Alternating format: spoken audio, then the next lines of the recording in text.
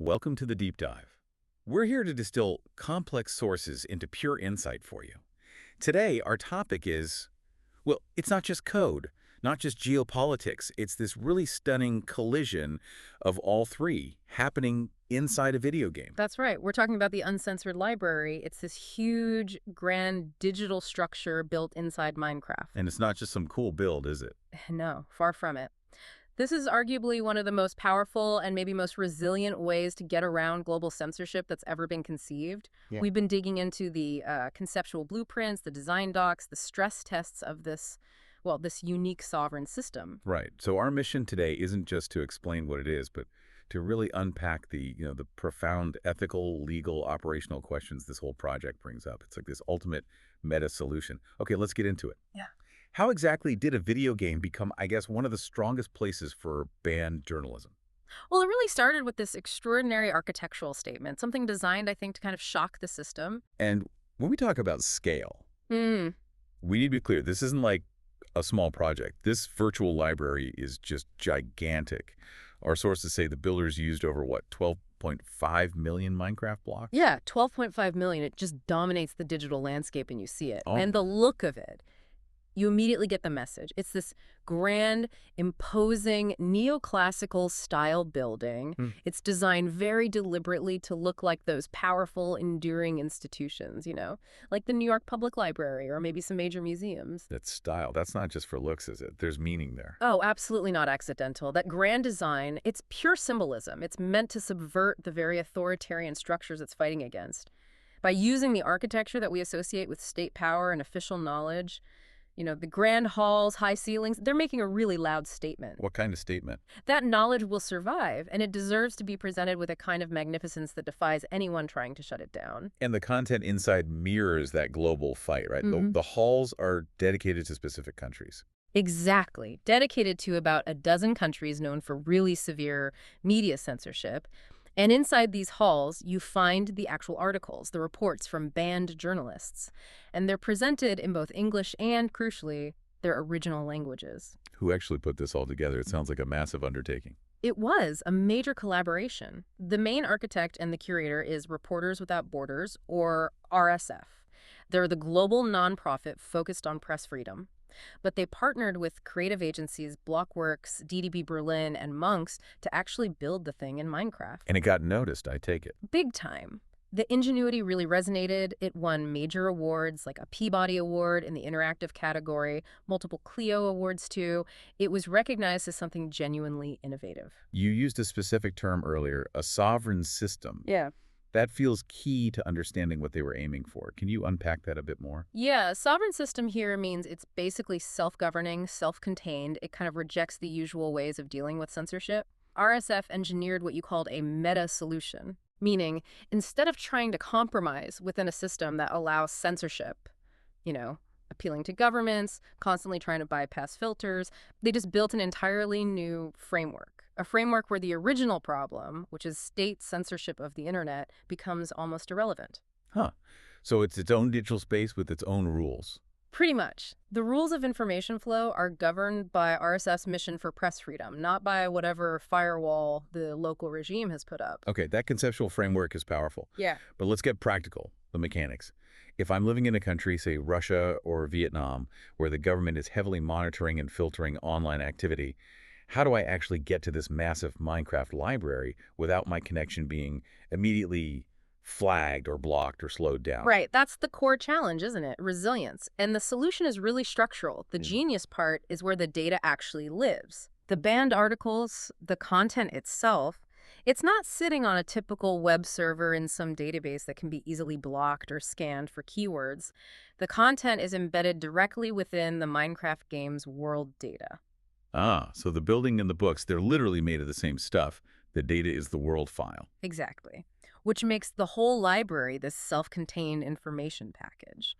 And that structure allows for two really crucial ways to access it, making it much harder to kill than just a website. What are they? Well, the first is the straightforward server connection. You just join the specific multiplayer server using the IP address, visit.uncensoredlibrary.com.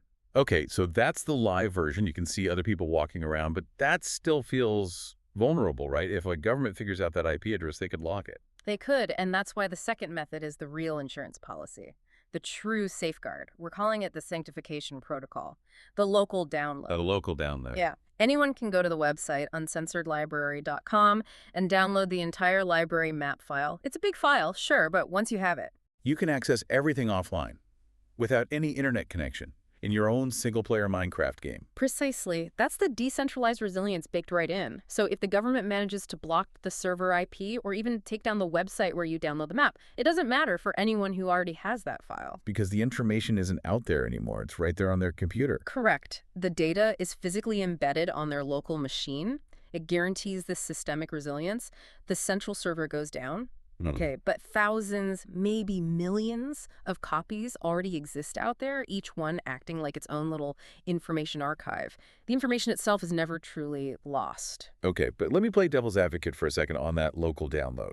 You said a big file, 12.5 million blocks worth of data, must be enormous. In places with really slow internet, or where downloading huge files instantly raises red flags for state surveillance, isn't downloading that giant .zip file potentially riskier than trying to access a smaller, maybe encrypted mirror site? That's a really important practical point. It's a definite challenge. The bandwidth strain, the potential for monitoring large transfers, those are real constraints. The environmental cost, too, we should add. Right. However, the sources suggest that the project went viral, right? It reached over 20 million gamers globally.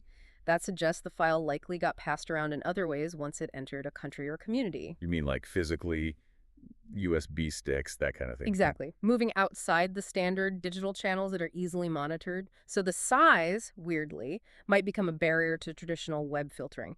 The state can easily block an IP or filter keywords, but tracking huge data dumps or physical USB transfers, that's a much harder problem for them. Okay, let's shift gears a bit. We've talked about the tech, the architecture. What about the human side? If this system is sovereign, decentralized in a way, who's making sure the information inside is accurate?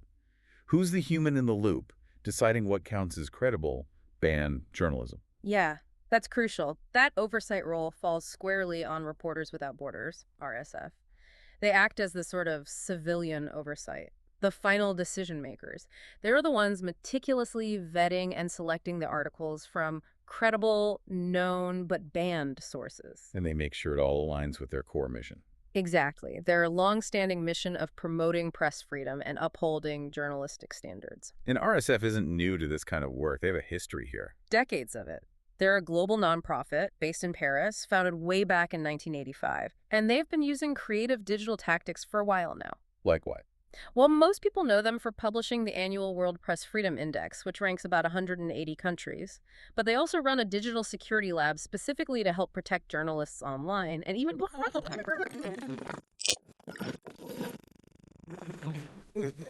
that was all about creating mirror websites for censored news sites. Yeah. So you can see a clear progression, a history of technical resistance leading up to this this Minecraft idea. Okay, so they definitely have the credentials for curating this. But it's still a global political project, right? And any human organization, even one trying hard to be neutral, can face scrutiny. We have to talk about the potential for bias, don't we? Absolutely. It's unavoidable. The sources do point this out. Even though RSF is very transparent about focusing purely on press freedom, some critics have questioned their objectivity on certain issues, like maybe their stance on specific governments in Latin America or Asia. It's a built-in tension. Which raises a really deep question then. Is this solution to censorship just swapping one kind of control, state control, for another kind, controlled by a powerful, well-funded international NGO that might have its own geopolitical perspective? Precisely. That's the core dilemma. RSF is transparent about their mission, yes, but they are still acting as a filter.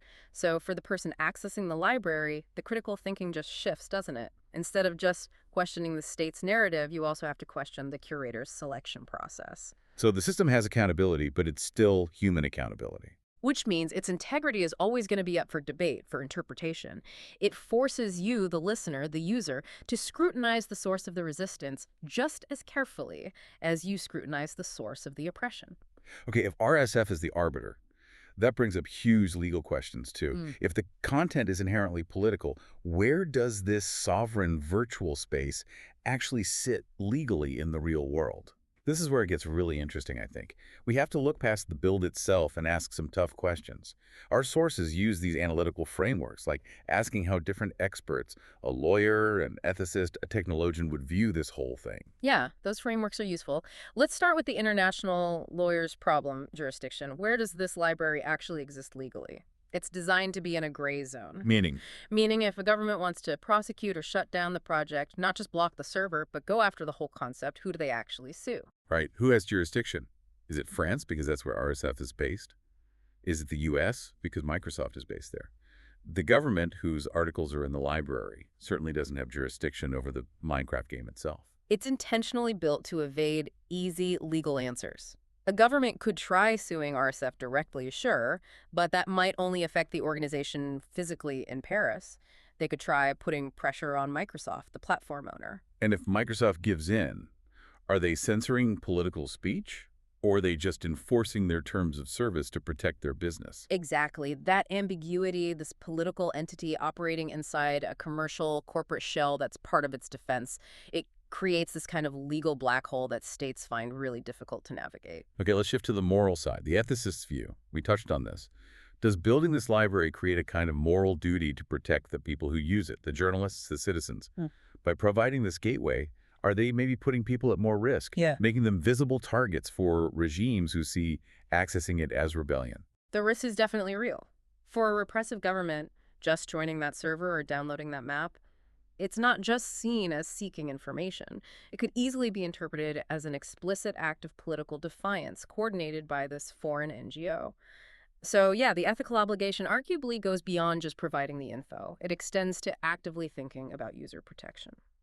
So what does that look like in practice?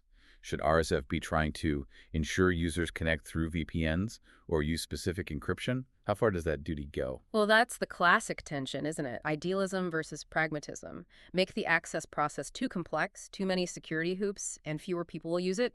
Make it too easy, and you might increase the risk for the user in a high surveillance environment.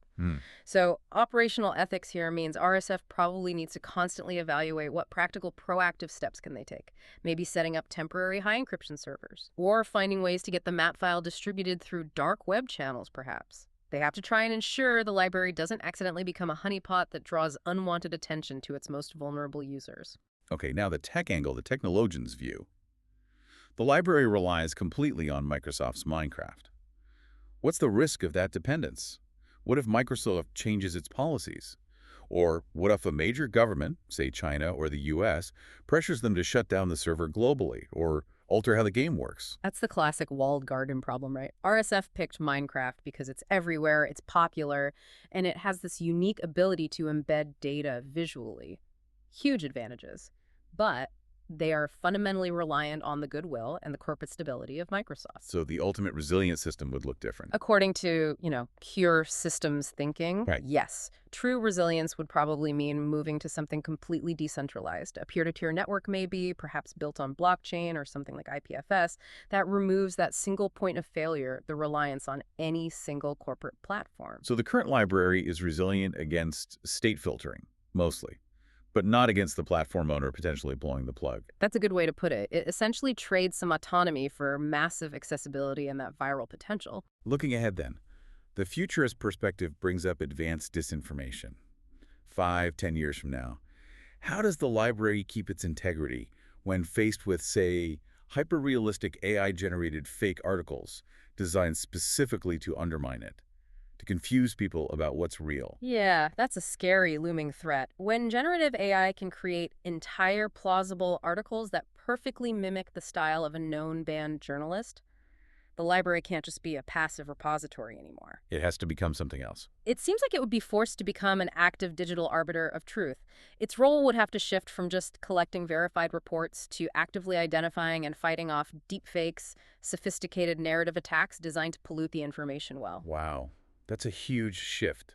A massive new ethical and technical job, basically using AI to fight AI within its own walls. An immense burden, absolutely. Okay, finally, let's loop back to the pragmatist and maybe the ecologist view. We mentioned the size, 12.5 million blocks. What about the environmental cost? The energy needed for 247 servers for potentially millions of people downloading these enormous files. How does that weigh against the actual social benefit? Yeah, it's that ultimate function versus symbolism debate again. The pragmatist is asking, why build this massive, energy-hungry digital palace when a simple, tiny, encrypted text file is way more efficient and eco-friendly? And the answer is, The answer has to be about the symbolism and the kind of social engineering involved, that grand architecture, the sheer spectacle of 12.5 million blocks. That's what made the project go viral. That's what got it attention, made it memorable. so the energy cost, the resource cost is maybe the price you pay to make sure the message actually breaks through, gets mainstream attention instead of just staying hidden on some obscure P2P node, Yeah. only accessible to tech experts. Arguably, yes, it's a trade-off. That symbolic power, the recognition it got, those Peabody and Cleo awards, they helped justify the tangible energy footprint because they ensured the idea of resistance was communicated vividly. It reached 20 million people who probably would never have clicked on a standard mirror site link. The architecture, in a way, is the marketing. It makes the statement unforgettable. #hashtag So this deep dive into the Uncensored Library, it really shows this fascinating intersection of gaming tech, political resistance, and even classical architecture. The core insight for me is how true resilience against censorship seems to come from decentralization and from making information literally embeddable and shareable, whether that's an old-school samizdat pamphlet or Yeah. now a downloadable Minecraft world file that turns every player into a potential library themselves. Right. And the project's complexity, the geopolitical ripples it creates, reminds us that every act aimed at freeing information has real-world consequences. Those geopolitical strategist questions are vital here. Does building something like this, even with the best intentions, risk escalating conflict? Could it be seen by some states as an act of digital aggression, maybe even information warfare? Or, and this is the flip side, does it provide a fundamentally new kind of tool, nonviolent, culturally relevant, engaging, that forces censoring governments onto the back foot, forces them to develop ever more complex, more resource-hungry, and the unsustainable methods of digital control, just like the video game? That's the street paradox I think we'll leave you to ponder.